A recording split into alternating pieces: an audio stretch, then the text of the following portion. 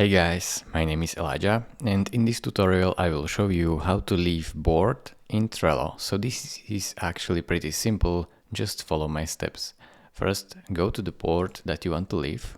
So in my case it is this board 3, open it up and then select right here share, and you should see yourself right up here.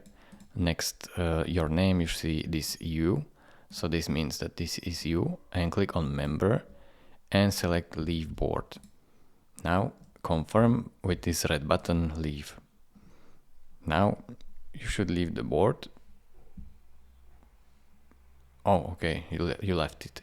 So now you have a button to join the board. So thank you for watching. If this video was helpful to you, consider subscribing and liking this video, and I will see you in the next tutorial. Bye bye.